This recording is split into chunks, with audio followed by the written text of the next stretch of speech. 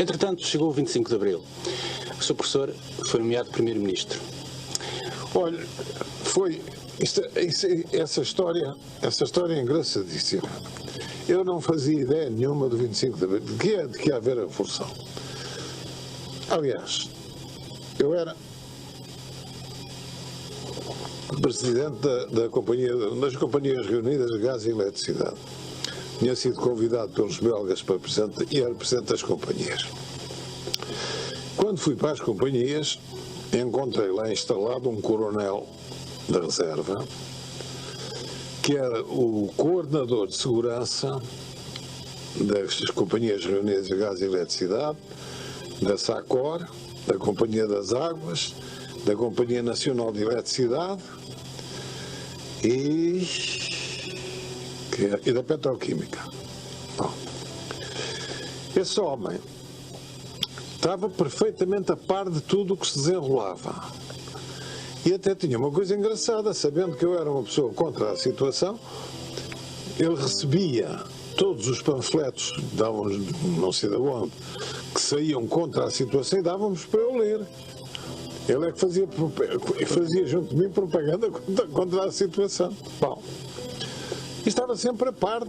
Quando foi da reunião dos capitães em Évora, da intentona de março, ele disse: isto está mal, agora houve uma reunião de oficiais em Évora, uma atrapalhada e tal, não sei o que isto vai dar e tal.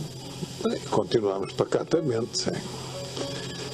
No dia 25 de Abril, de madrugada, eu estava a dormir.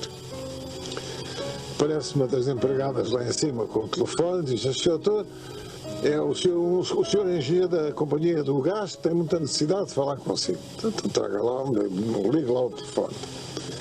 Era o homem a dizer: mas, Sr. Presidente, rebentou a Revolução.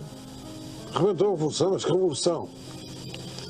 Rebentou a Revolução. Então, e o coronel, o que é que faz? O coronel não está cá, não se sabe do coronel, não sabe. Telefonei para o coronel, que eu tinha aí o número de telefone dele, morreu, coitado, 2 meses ou 3 depois da Revolução. Estava a dormir como um anjo. Digo: o Sr. Coronel, está uma revolução na rua. Está uma revolução na rua. Está. Até o senhor não sabe. Eu não sei nada. Fui eu que informei o coordenador de segurança de que tinha arrebentado a revolução. Eu fui para a companhia, juntámos-nos lá os membros da comissão executiva que cá estávamos, que éramos 5 só, e passámos o dia ali. Veio uma ordem do Ministério do Interior, por intermédio da Direção-Geral dos Serviços Elétricos, a que nós estávamos subordinados, para que se interrompesse a corrente elétrica lá para cima, para o Parque Eduardo VII, e o engenheiro da companhia dizia: se nós interrompemos a corrente elétrica não ganhamos nada com isso, porque eles têm gerador, continuam a emitir da mesma maneira. Digo: mas há uma ordem escrita? Não há uma ordem escrita. Então diga que mandem a ordem por escrito. Nós estávamos subordinados ao governo, era numa companhia concessionária, mandaram a ordem escrita. Interrompeu-se. Até que às tantas à tarde eu mandei ligar, porque já não havia governo, não havia nada. Bom, estivemos ali todo dia sem saber o que se passava, com a televisão aberta, com a telefonia aberta e tal. Almoçámos mesmo lá na cantina da companhia. E pronto, nos dias seguintes continuei, fiquei contente, olha, chorei, que eu não soube o que era a revolução, que era para acabar com a ditadura. Chorei como uma criança, não tenho vergonha nenhuma de dizer, chorei. E depois foi, entretanto, nomeado Primeiro-Ministro. Bem, e depois, aí é que começa a coisa a ter um certo pitoresco. Começaram a vir dizer-me que eu ia ser nomeado Primeiro-Ministro. Não sejam todos, porque é que eu vou ser nomeado Primeiro-Ministro? Que ideia é essa? Você é que vai ser o Primeiro-Ministro. Você é que vai ser o Primeiro-Ministro. Até que um domingo, estava aqui, tenho este telefone que não está na lista, e ligaram por este telefone. É confidencialíssimo, mas era da presidência, era dali, de Belém. Era o capitão António Ramos a dizer-me: ó, senhor doutor, o senhor General Spínola tem muita necessidade de falar consigo. Então, está bem. Eu conheci o Spínola já há bastante tempo. Então, quando é que ele quer falar que eu vá falar com ele? Amanhã às 4 horas. Segunda-feira às 4 horas fui lá. E ele disparou-me. Tenho o governo pronto, falta-me o Primeiro-Ministro. Você tem de ser o Primeiro-Ministro. Digo, não falo nisso. Eu não tenho a minha vida organizada para isso. Ganho vivo da minha profissão, pode ser. E o resto, uma coisa dessas de chofre não se diz a ninguém. Deixa-me pensar. Então pensa até amanhã. Eu resolvi pensar 2 dias, mas não pude, porque no dia seguinte que furava-me ele outra vez. E teve que aceitar. Pronto. Foi um tempo agitado na altura. Olha, foi o pior tempo da minha vida. Extremamente agitado. O governo era um governo não homogéneo. Porque tinham querido fazer um governo de coligação, quando eu disse ao Espíndola, porque quem fazia o governo, quem construiu o governo, não era o Primeiro-Ministro, era o que estava na lei constitucional desse tempo, era o Presidente da República, e o Primeiro-Ministro só dirigia os trabalhos do governo que lhe tinham oferecido. Ora, eu tinha lá, e eu dizia assim, faça um governo de gestão, que é o que é preciso nesta altura. Mas é melhor fazer um governo de coligação e não sei o quê. Então faça o governo de coligação. Eu estive lá desde o Álvaro Cunhal até esse homem monárquico que aí anda, o Gonçalo Ribeiro Teles.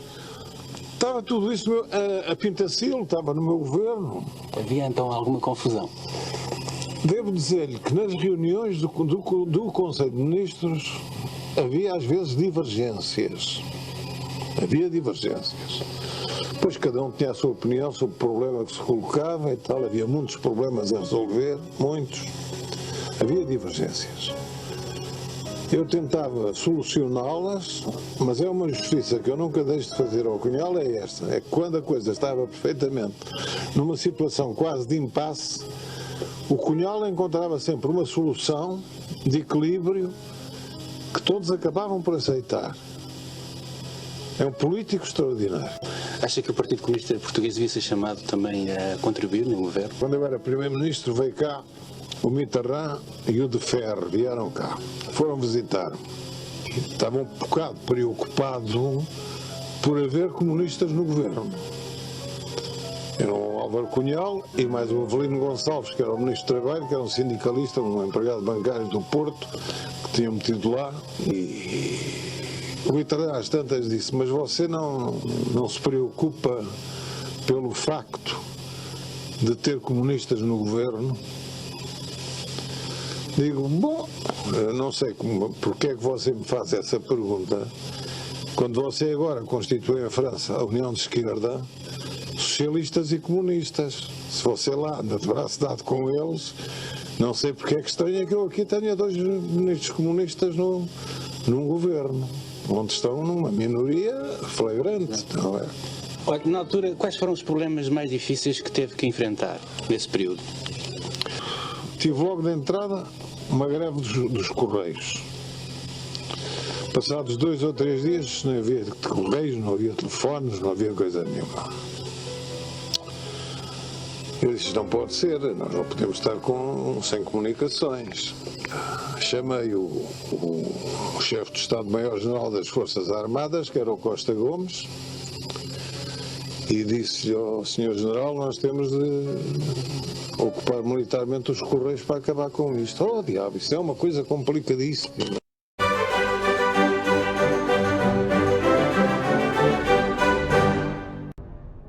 Politicamente, o que é que eu lhe posso dizer? Pode ser que, muito novo, comecei a ser um adepto fidelíssimo do ideal republicano.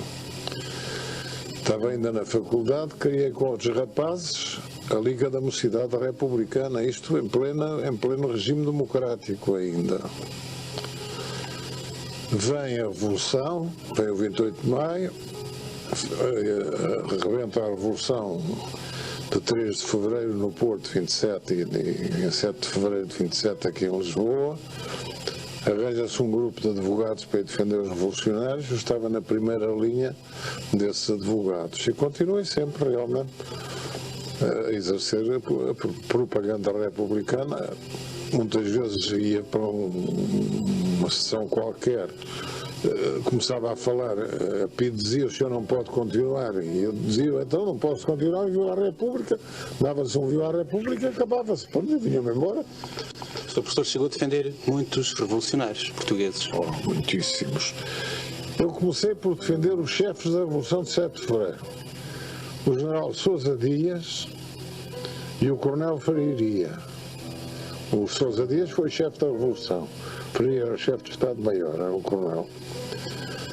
Depois, em políticos de primeira água, defendi o Bento Caraça, defendi o Azevedo Gomes, defendi o Almirante Cabeçadas, defendi o Vasco da Gama Fernandes, defendi o Maior Garção, que morreu outro dia, defendi o Adão e Silva, e fora disso defendi dezenas de sujeitos que andaram aos tiros durante as revoluções e que foram apanhados e que foram responder nos tribunais militares. Dissabores por causa dessas defesas? Bom, dissabores, uma vez tive de fugir do Tribunal Militar de Santa Clara. E foi o secretário do Tribunal e um camarada seu da imprensa, o Belo Redondo, que me fizeram sair de uma portinha atrás, que eu nem sabia que existia, mas que eles sabiam, porque estava lá a pedir para me prender quando eu saísse da sala das audiências. E andei fugido uma temporada, até que lá conseguiu que a coisa fosse abafada e tal. Mais dissabores. Quando aparece a primeira lista de cidadãos portugueses que eram indesejáveis, que não podiam exercer funções públicas, isto em 1934, a Lei de Defesa do Estado, houve 33 cidadãos que foram proibidos de exercer funções públicas e demitidos. Eu estava nessa lista.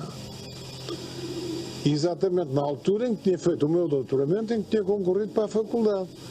E não me deixaram prestar provas para a faculdade. Estive 16 anos sem poder prestar provas para professor da faculdade. Só ao fim de 16 anos, depois de ter sido eleito bastonário da Ordem, em que a faculdade disse: então este homem pode ser bastonário da Ordem. É por direito próprio membro da Câmara Corporativa, na sua qualidade de bastonário, e não pode ser professor da faculdade. E ao cabo de muitas diligências, ouvindo-se os ministros e não sei o que mais, lá disseram: então se querem que ele vá para a faculdade, vá para a faculdade. Convidaram-me para a faculdade. Eu disse: está bem, eu vou para a faculdade, mas faço os concursos.